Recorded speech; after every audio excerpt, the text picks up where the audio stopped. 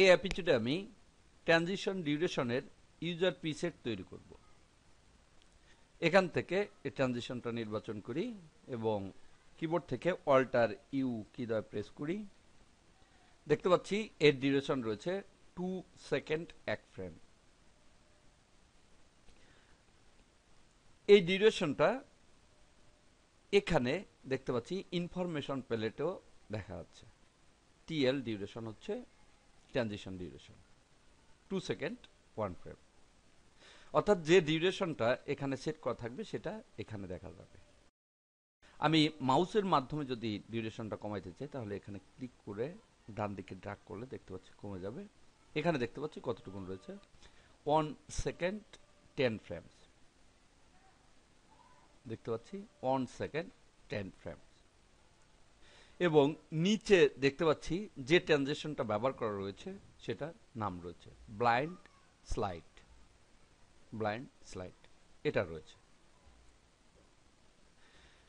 আমার default duration রয়েছে 2 seconds, কিন্তু এখানে আমি 1 সেকেন্ড 5 ফ্রেম করেছি।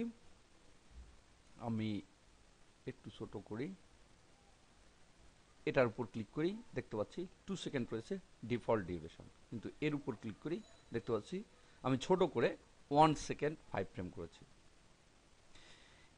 এই ডিউরেশনে আমি এটাকে কারেন্ট ইউজার প্রিসেট তৈরি করে রাখবো। বিভিন্ন জায়গায় এই ডিউরেশনে এটা আমি সেট করব। এজন্য ব্লাইন্ড স্লাইড এর উপর রাইট ক্লিক করি, save as current user preset এর উপর ক্লিক করি। দেখতে পাচ্ছি ব্লাইন্ড স্লাইড নিচে রয়েছে টাইম ডিউরেশনটা। বাইরে ক্লিক করি।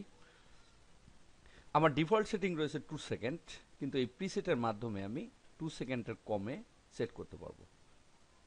ডান দিকে যাই, আমি এখানে এটাকে ড্র্যাগ করে এখানে বসাই। দেখতে পাচ্ছি এটা রয়েছে 1 সেকেন্ড 5 ফ্রেম।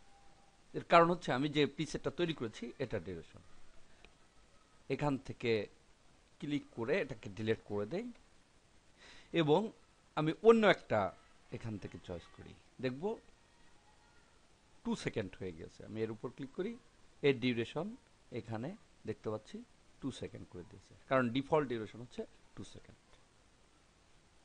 এভাবে কোনো ডিউরেশন সেট করে সেটাকে ইউজার প্রিসেট তৈরি করে রাখা।